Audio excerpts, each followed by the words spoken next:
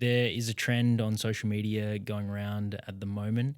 It is called the 5 hobby rule. My wife thought it would be a good topic for the podcast, and she dove in and tried to find who created this rule so that we could credit them on the podcast, but can't actually find who created it. So thank you to whoever created this rule. We'll trademark it now. If you're watching this podcast, thank you. We get a big audience watch the podcast, so it's very likely that they are listening in today. Yeah. But this hobby rule is basically 5 hobbies: 1 that makes you money, 1 that keeps you fit, 1 that keeps you creative, 1 that builds knowledge, and 1 that gives you a community. Yeah. I think these are great. Yeah, that is really good. 100%. Do you have 5 hobbies? Yeah. That fill those spots? Absolutely. Drumming's in there. Of course. Drumming has been a main topic of conversation in these podcasts. Why don't we go through the hobbies themselves, and we can sort of chat about what hobbies we have collectively, because I'm sure that there's going to be some that cross over and then some that we have uniquely as well. And then something that, the listeners can probably take away from this as well. One in particular that might cross over all 5 times. Yeah. So 1 that makes you money. What is your hobby that makes you money? Massage. That's it. I love it. Mine is personal training. There you go. Yes. Yeah. I guess mine's, in there as well, personal training. Yeah. Totally. There's definitely crossover there. Love it. Yeah. We love our jobs. Yeah. Right? They're great. It is work, and there are obviously times that we slug it through, but we love our hobbies, we love our jobs. It's what gets us up in the morning and motivated, and it's just so happened it pays us as well, which is great. Thank God. How good's that? Yeah, someone asked me yesterday, actually, you just brought that up. They're like, how are you going, man? You happy? Like, how's life going? I was like, honestly, great question, because I don't think about it enough. I'm stoked with my life. Like, get to wake up every day, come here, see all the homies, train if I have to, skip legs. It's a good time. So yeah, it's nice. That's it's awesome. nice. I think we're very blessed. Yeah. And what is your hobby that keeps you fit?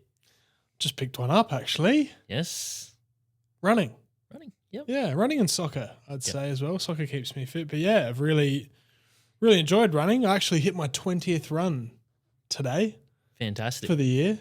So consistent, getting fitter. What are you up to kilometres wise per week? 25. Great. Started at 6. And how long did it take you to titrate up to 25 kilometres? I've been running for 6 or 7 weeks. 6, 7? Yeah. Yep. Yeah, about that time. About that amount of time. About that amount. So that's pretty quick. Yeah. Yeah. Yeah. Like, it's improved quickly. I think if I did that in 6 weeks' time, I would tear something, I reckon. I don't know, man. You train in the gym. I think that would help. Yeah. But I think the key thing there is you've got a coach in your corner that is programming all of your runs and titrating them up. It's kind of like having a coach in the gym. Like, it's the same thing. You're not going to start on a 100-kilo squat, maybe start on 60, but you might get to 100 later down the track. Yeah, it's all progressive overload. Each week I've got these different styles of runs, but let's say, for instance, my longer run started at like 6 kilometers. They're now at 12. He just puts on 1 kilometer each week just to see where we're at. Yep. It's the same thing with weight. Chuck on another 2.5, 5 kilos and just see where you're at, see how it feels. And you just eventually you find the sweet spot. Yeah. You kind of have to keep going up until you find your ceiling, and then you go, all right, that's it. That's you enough. Back off from there. Yeah, pretty much. Yeah, that's awesome. Progressive overload comes in many different shapes and form. Yeah. Not just in the gym, but out running as well. Yeah. Yeah. My one that keeps me fit, I mean, it is in the gym. It is training, as cliche as that is. That keeps me fit, and it's a hobby, and it's something that also makes me money. I think going out and playing badminton and paddleball as well. You played a bit of squash there for a bit. Squash with one of your clients. Yeah. So like the racquetball type sports, it's good fun. I'm terrible at all of these, but it's more so like a social thing, and you get a bit of cardio in there as well. I have dabbled in running, you know, here and there, but it's a bit tough with the schedule at the minute. It is time consuming. I'm not prioritizing it at the moment, but it is something that I think is very important. You know, it's not just about how much weight you can lift in the gym. You do have to focus on your cardiovascular fitness. I don't want to grow up and be this guy that's, you know, big and jacked, but can't walk move up a flight of stairs without, you know, being out of breath. Can't haul all that muscle around. That's it, mate. Yeah, 100%. What about one that keeps you creative, mate? I think creating content here at the gym. And I guess in a roundabout way it would pay me or pay us, but that's not really what I think about. And another one is probably the podcast. I think this keeps us pretty creative, and we're not doing this to blow up. This is really good for our social media as well, like just good for clips. And I think doing social media with our social media manager. Yes. Shout out. Shout out to my wife. Shout Whitney. out, wifey. Yes. Absolutely crushing it. Thank you for all the things you do for us with the podcast and social media. See all our socials, all our podcasts and clips. That is done. That's why we pay you the big bucks. That's it, 100%. But yeah, I really enjoy doing content with Whitney, and like we get to come up with really creative ideas, and you know, if we find content that we really like, we like to coattail off that and make it more specific to the gym. So really enjoy that stuff, like just doing whatever, letting loose a bit in front of the camera. Yeah, for sure. Coming from like a photography, videography background, like getting back into the podcast and getting the camera out and setting it up and setting up these lights and the microphones, and that is the creativity that I like doing. It's very time consuming, obviously, but it has sort of, you know, tickled my creativity side a little bit, which is nice. And, you know, hopefully in the future I'll have a bit more time on my hands to be able to, you know, whip the camera out and just go and shoot around for the fun of it, not having to worry about, you know, the financial side of things, because that's a big reason why I stopped. Because, you know, I was stressing about the money side of things with your photography. Yeah, and it just, I lost the drive to do it as a hobby. So, you know, getting back into that side of things, I'm sure I will. Drumming to an extent is creative as well. You know, I would say I'm not at that point where I can just drum and not think. I have to really think, and I have to read the music. So I'm not creative. Not doing yet. any fills yet. No, I can't freestyle drum yet, but I can see that would be in the near future. Yeah. What about a hobby that builds your knowledge? For me, this is something that I never used to think I'd ever do, but professional development, I think, is a hobby of mine. I don't have to go to my PD sessions at the physio clinic every Wednesday, but I do, because I just love learning, and it's not to make more money is not an active thought in my head. It's just, and it will help in a roundabout way again to do that, but I just enjoy learning.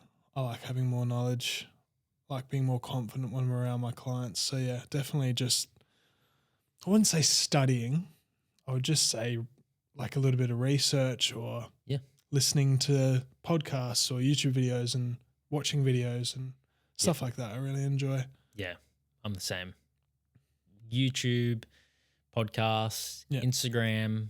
A couple of people that I'm really getting into at the moment is Tom Noski. He's like a business coach for people that want to build a personal brand. Nice. We've got Chris Williamson, Modern Wisdom. Yeah, We've he's got really good. Amazing educators like Jeff Nippard, Brett Contreras. We've mentioned all these guys on the podcast before, but all this stuff is just, new research coming out, and we get to learn about it and implement it with our clients. Yeah, and get to test it out. It's awesome. So good. So that is a hobby in itself, with our spare time delving into that new research. Yeah. Yeah, and it's not bland or unenjoyable, like not for us anyway, because it's in an area that we're interested in. Like I watch a guy, I think he's called like Fixing Pain or something like that. He's a body worker in America. I don't know how I stumbled across him, but I'm so glad I did, because his videos are great.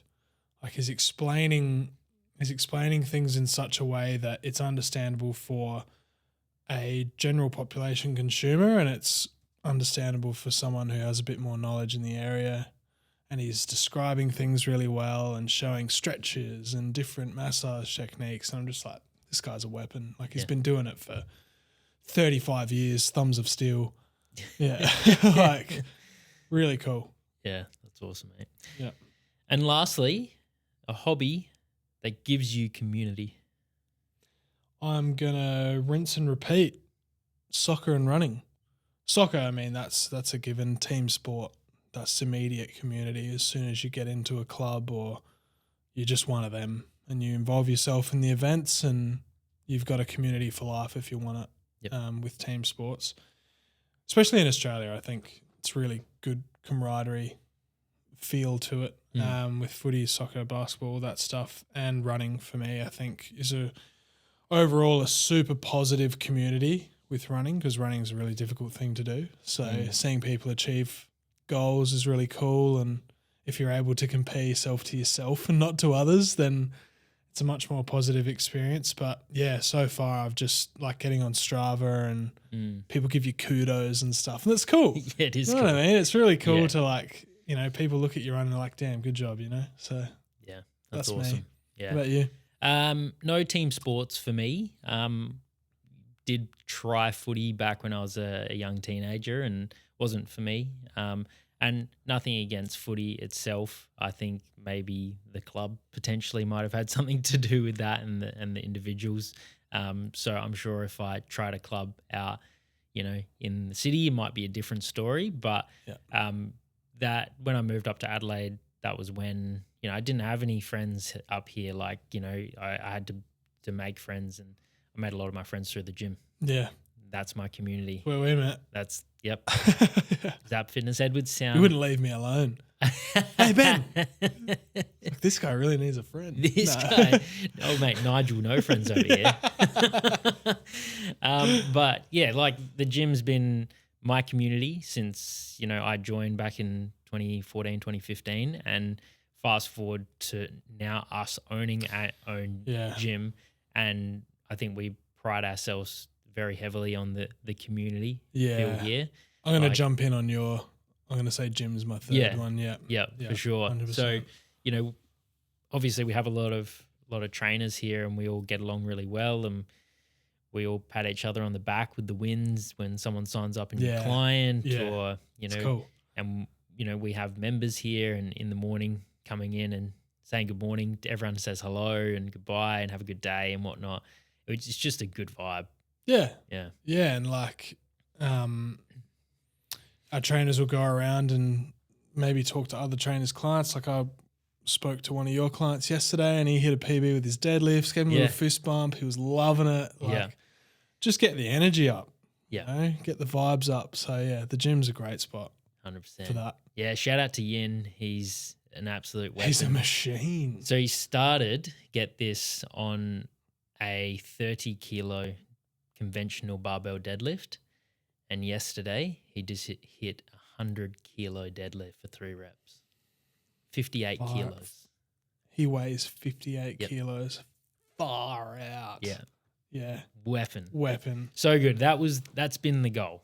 Yeah. Since day dot, and like just, proud dad moment. Yeah. Like, and he won't stop there. Nah, no way. The goal, he's like, all right, new goal, 150. Yeah. Exactly right. Yeah. So that's cool. That's love that. That's why we do what we do, mate. Yeah. For moments like that, and it really cements the fact of like far out, just watching those moments, seeing your clients hit those milestones. This person's come so far. Yeah. Yeah. Awesome. Speaking of hobbies, this is something we've spoken about before, is the fact that not every hobby needs to turn into something that makes you money. And I think you spoke about a good one, which is photography. And another one that I've thought about is I knew someone who his hobby used to work on cars. Yep. Used to really enjoy it, but he never had a mechanics thing. So he went and became a mechanic, worked on cars every single day, cars he didn't want to work on for people he didn't want to work for, and hated it. And it sort of ruined it. And then you sort of leave that life, whether it's photography, mechanic, whatever it might be, that you've turned into a monetary gain, and you try and make it into a hobby again, something you enjoy, and it's just not the same. So it's kind of like you take a break from it and then may or may not pick that up again down the line. So I think that's what we're going to talk about now is just, the importance of leaving a hobby as a hobby and keep enjoying it sustainably. For sure. Yeah, I think a big reason, just rewinding back to my photography days, the reason that I exited that as a job when I was like, wasn't at my peak, but I was getting there. I was pretty damn good at what I did, photography. Like I had the eye for it. I've still got it. Yeah. Like I can pick up a camera, I know the angles, I know the lighting, everything like that. You do. Really good at editing, all that sort of stuff. When I first started, I used to take photos at the local motocross track. I didn't have any money. Keith? Yeah. I couldn't afford a motorbike. So what I did was I just used to go out to the motocross track and I used to take photos of everyone riding. Yeah. And, I got better at it and I got saved up, got a better camera. And I started taking photos, and some of the photos ended up going into the local newspaper. Hectic. So then I would take photos at the local show, and then those photos would end up in the newspaper, and you build that relationship. So it was pretty cool to see your photos featured in a newspaper that your mum and dad are sitting at the table reading. Like, I took that photo, and my photos got featured in wedding magazines, for the wedding photography side of things. So pretty cool stuff. Yeah. My passion was always the action sports, the motocross photography. And as time went on, you're chasing money, you're trying to get more clients. I started to do events. I started to do nightclubs and pubs photography on the weekends and weddings and all this sort of stuff. That wasn't my niche that I enjoyed taking photos of. Yeah. But in order to chase more money and get more clients, I chased what was available to me, which was all the event stuff. Yeah.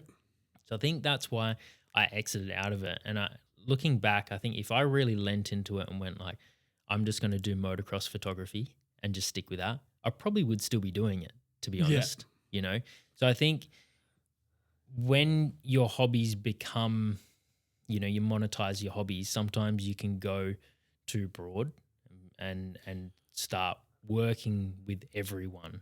I think if you keep your niche that you enjoy working with, like your mate, if he liked working on, a specific car and he like Aussie muscle cars, for an example, but then he's working on, Toyota Camrys, like he's obviously not going to enjoy that as much, but if he's stuck with his niche, he would probably still be doing it. Yeah, and that's what a lot of people are good at doing. Like I'd say in the car community as well, when mechanics have paid their dues at a general shop, they'll sort of go into like, all right, I want to like modify cars now. I want to be known as the mods guy. Yeah. Then they start to really enjoy it. So yeah, I know exactly what you mean. Yeah. And I think that's why I'm still in personal training as well. Yeah. And it's why you're still in massage, because we have a niche of clients that we like working with, and we know the mold of client that we like working with, and we stick with that. If we go out and we say, hey, I'm just going to work with everyone now, well, that's going to take the enjoyment out of the hobby, which is your job. Yeah. I was going to preface that what we are saying is that there are people that we probably don't want to work with, and that should be okay. Yeah. Because more often than not, those people probably don't want to work with us. But they need to. Yeah, there's a lot of money in wedding photography nowadays. Yeah. Bloody hell. Massively. Huge. Yeah. Bit scary. It is, yeah. But I think they do a lot of work. What people see on the outside is, all right, this individual is just going to rock up on the day. They're going to take the photos and I'm going to get them in 2 to 3 business years, you know. But the reality is, like, yes, it's a big day of shooting. So you have to work out, like, what is that photographer's hourly rate? So, you know, they shoot for probably 12 to 15 plus hours on that particular day. And they probably charge themselves out at $100 to $200 per hour, right? And then you got to remember they're going to sit in front of a computer for the next... For days. Month, 2 months. Yeah. Just editing your photos, going through every individual photo and retouching them. All this stuff that you don't even notice they've retouched. No. Yeah. So it's massive. And I think with AI now, it's pretty cool what you can do with AI and photo retouching. Like, oh, really? Yeah. It's bit hectic. A game changer. Yeah. But there's still a lot of things that you need to do manually as well. So lots of manual effort. Yeah. With the photography. Like I had a wedding that I was a part of. Shout out to Ben and Michaela in March this year, and their photographers were there. Yeah, man. From, geez, they would have been going from like 7 a.m., 8 a.m. until, yeah, you're right, 10 p.m. Yeah. When they went home.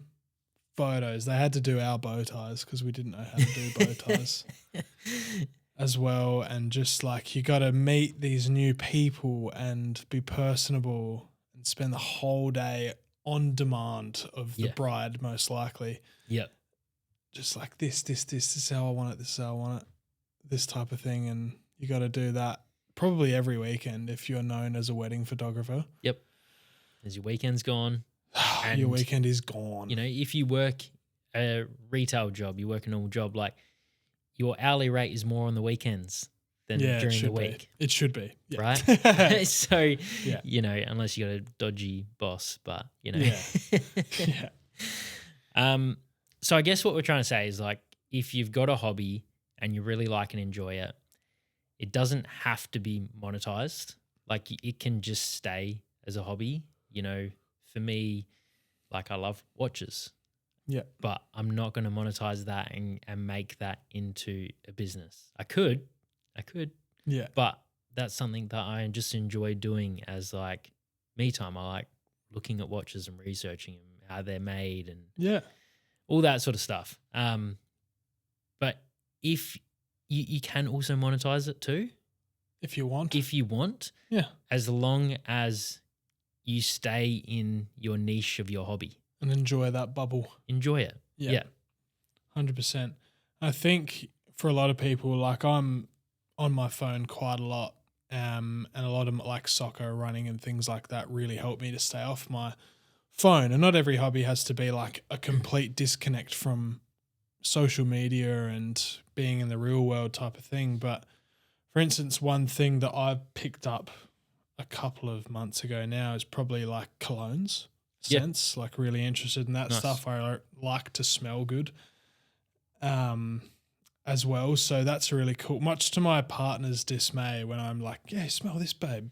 What's this one like? And she smelt 27 and she's walking around with her eyes crossed because she's just like got the biggest headache from all the oils and perfumes she's smelling. It's the trick. You need to smell coffee beans in between, right? Yeah, palate cleanser. It's like cucumber sorbet for the scent people. Yes, gotcha. And that's something that, you know, I'll spend time on my phone looking at what other people are saying about these things and all that type of stuff. But it's not something that I'm going to make money off of ever because that market is so fucking saturated. But, it's just something I enjoy. Yeah. It's a random one, but I like smelling good. I like smelling cool things. Yeah. it's nice, use that sense. If you, I think it's like a talent. If you can smell something and you can be like, yep, there's like this, and this in there, like the actual sense, like that's You wouldn't serious believe some of these people, dude. Yep. They can tell what a fragrance is by the sound of the spray.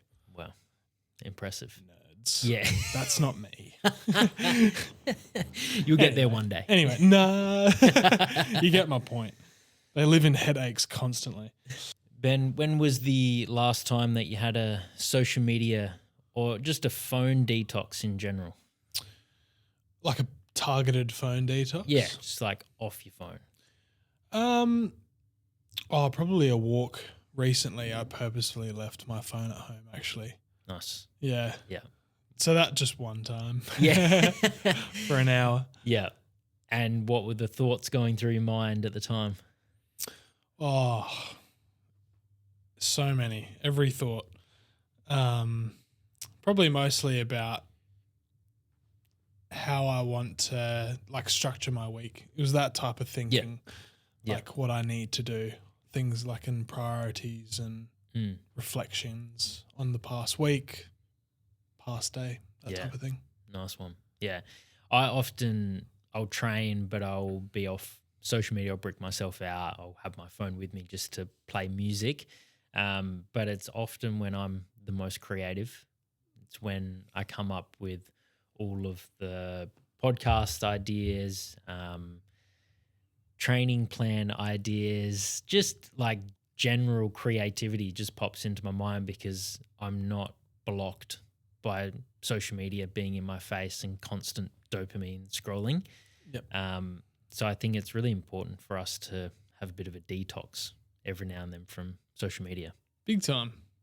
Actually, now that you bring that up, I walk around the gym to get my steps in without my phone in my hand, and I actually don't know what I think about. Yeah. I probably just think about the time. Yep. Yep. And whether I should go outside or stay in the gym. It's like who's that with Homer? Like the monkey playing the cymbals. Yeah. That's what's in my head. Yeah. Rishi, one of our trainers, often refers to his brain like a monkey, like the Homer. He's like, my brain is a monkey. Tapping the cymbals together. I'm like, you know what, Rish? I understand where you're coming from, but also that monkey's a very high performer entrepreneur. So yeah, true. That's a productive monkey in his head. Yeah, for sure. I think there's a bit of an art to being off your phone when you have nothing to do. I think we're in this world now where, everything's go, go, go, especially if you are, a business owner, entrepreneur, high performer, like we're always go, go, go. But I think everyone has some downtime every now and then. And that could be, for me, when I eat my lunch and I get into a bad habit of like scrolling through social media. And it's a bit of downtime, but like when was the last time that you sat there and ate your lunch and just enjoyed your lunch and wasn't on social media or went for a walk or, sat down on the couch with your partner and just not have your phone with you, and just speak to someone? I think it's, incredibly important, but something that I don't prioritize enough myself. And I think, everyone else should be doing it too. Yeah, and I think it can be a difficult skill to be conscious about using that time away from your phone or away from a screen when you didn't plan it as well. Like if you plan your time away from your phone, you know that it's to relegate yourself back to the real world, back to your own world and start sort of thinking about things. But yeah, for me, when I'm eating lunch, I certainly don't do work. But I think what I've been trying to do, I'm still on my phone, but I'm trying to watch longer form things and like not scroll as much because I end up just not watching anything when I do that. So whether it's like the World Cup's on at the moment and I'm, an absolute nuffy for soccer, absolutely love it. So I'll just watch like extended highlights of games and stuff, or I'll watch, I don't need to catch up to the Australia games because I've been watching them, but Yeah, things like that. Trying to watch longer form things or listening to a podcast or watching a longer YouTube video about whatever, fragrances, Yeah. just longer form. But certainly not working and trying to stay off my phone during lunch. Yep. But yeah, I think for me to go for a walk without my phone, I'm actively like, all right, time to tune out. Yeah. And reflect on how you feel, reflect on what's stressing me out at the moment and trying to categorize my stresses, whether they can be controlled or not controlled, whether they're actually that important or not. Yep. And that really helps because you're like, that's not a fucking issue compared to this other thing. Yeah. Let's just piss that one off. Yeah. Yeah. Yeah. Same with driving too. Like hopefully not on your phone when you're driving. No, But I'm actually not. that is something that you can sit with the boredom. And, sometimes after a long day here of talking to people and like, loud music, I just drive home in complete silence. And it's really nice, Sometimes when I go pick up my daughter Posey from childcare, I give her the option and I say, would you like music or would you like silence? And most of the time she says, I want silence. Yeah. Because she just wants to sit in the car and not And speak, just chill. no music, nothing. She just wants to like relax. Most of her day is probably go, go, go as well. 100%. Around other kids. And I respect that. Yeah. Yeah. And then It's your the daughter. drive is 10, 15 minutes and then she gets home and then she's all good again.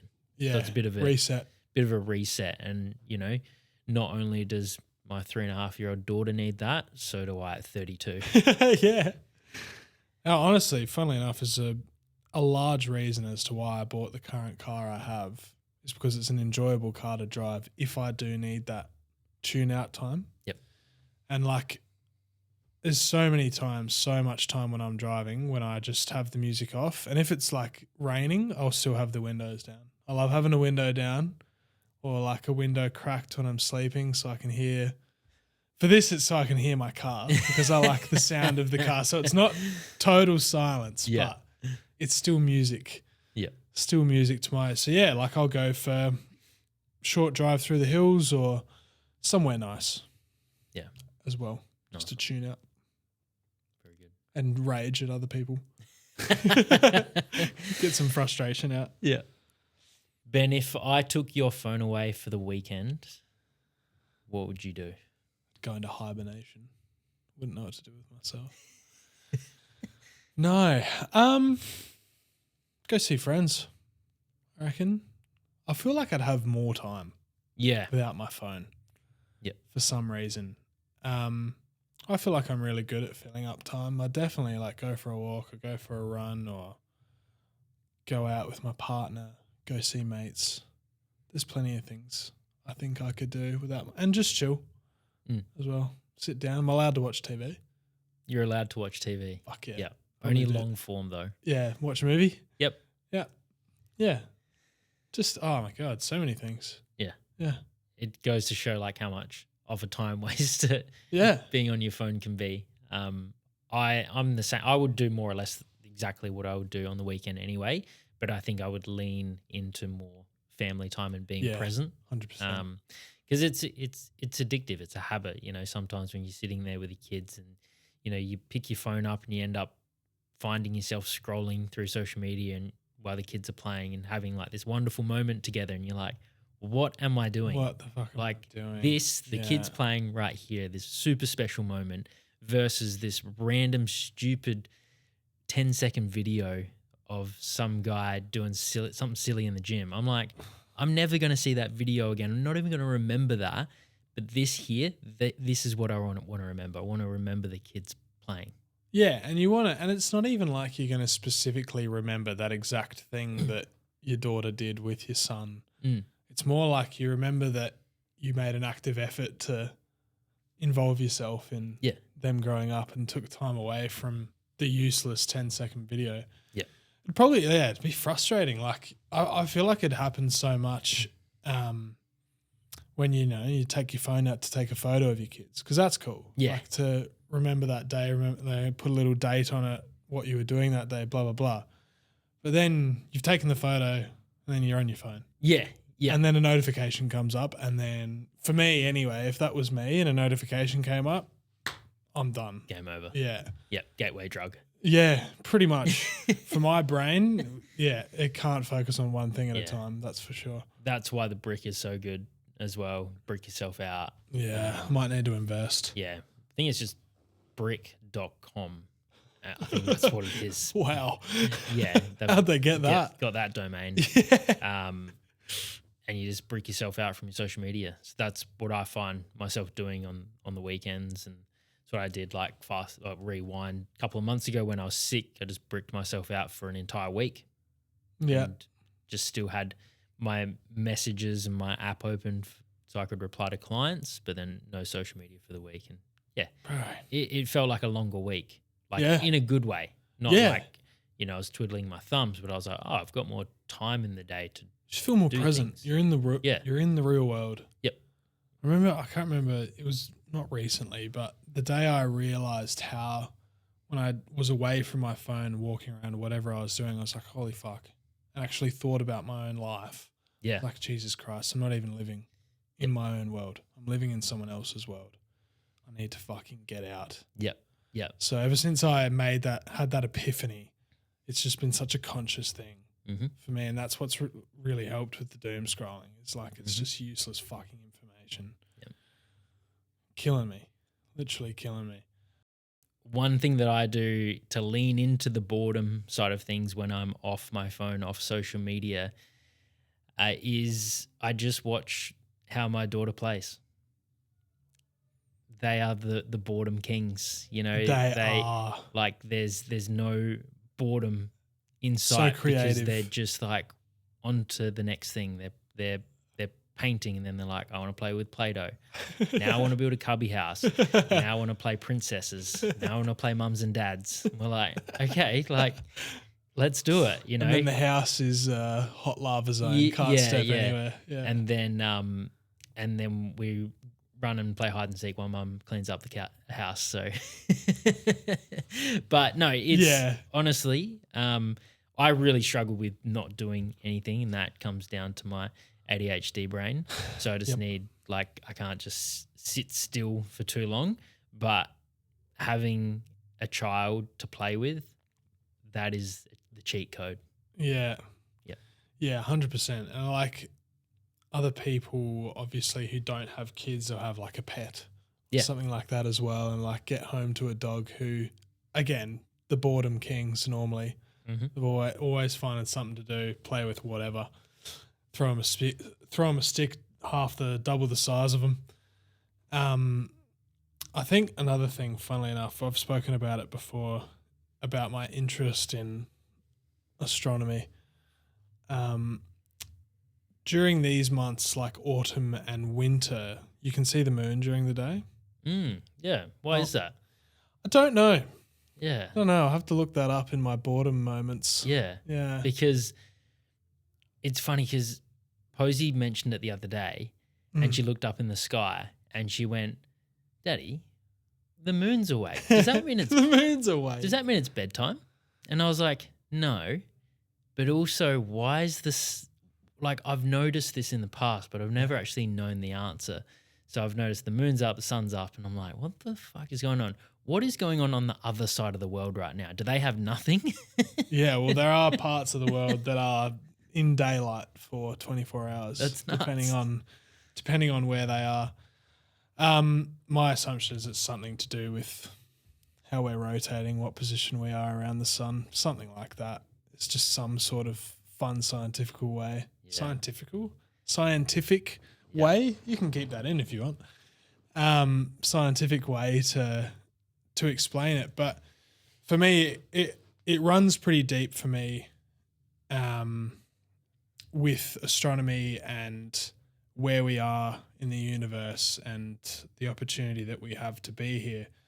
And for some reason, whenever I look up at the moon, I'm just like, fuck, that's right. We're on a floating rock in the smallest bit of time ever. And honestly, as deep and as cringe and cliche as it sounds, it's generally what goes through my head. When I can see the moon, I'm just like, yeah, fuck. This is crazy. Yeah. this is crazy.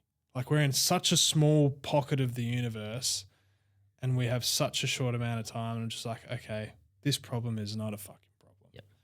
And it helps a lot. And it goes very, very, like it goes deeper for me, but at a surface level, honestly, look, and I have a name for it. I mean, your dog's name's Luna, but I call it like Luna is the moon. Yep. That type of thing. So I'm just like, I'll say to my partner, I was like, oh, Luna looks good today, blah, blah, blah. Nice. I'm a bit of a moon gazer. We actually have another moon gazer here. Kat. Yes. She actually really enjoys it. And I didn't know that. There you go. So that's cool. Yeah. Community. Yeah. But I think that's very, very mindful of you, mate, to like acknowledge that. And I often do that when I'm going for walks with my doggo, Luna. And you just go like, wow, like what a privilege to be here. And just in this exact moment, I am alive and I'm here and the sun's shining, the trees are healthy, green. and I have a dog. Yeah. I often, when I'm walking, I go, how cool is it right now that I'm walking and nothing hurts? Like, like my knees are good, my hips are good. Like walking is effortless to me. And I know that one day it's not going to be effortless. But right now, it's so fucking good to be in this healthy position. So I'm just like really lapping that up and enjoying it. So yeah, always good. If you haven't taken that time out to just acknowledge that you're here and relegate yourself, really like go do it. Go out right now. You might be going for a walk while you're listening to this podcast and just lean into that feeling. Yeah, we're super privileged. Be grateful for the opportunity we have. Yeah. Might change your life. This could be your epiphany. Awesome. Just give me credit. Cool. Well, thanks for joining us for what was episode 32, guys. We hope you enjoyed this one. Don't forget to subscribe to our YouTube channel and give us a follow on Spotify. And if you do know why the sun and the moon is up at the same time, drop it down in the comments section because I'm super interested. Yeah. Me too. See you on the next one. Bye. Peace.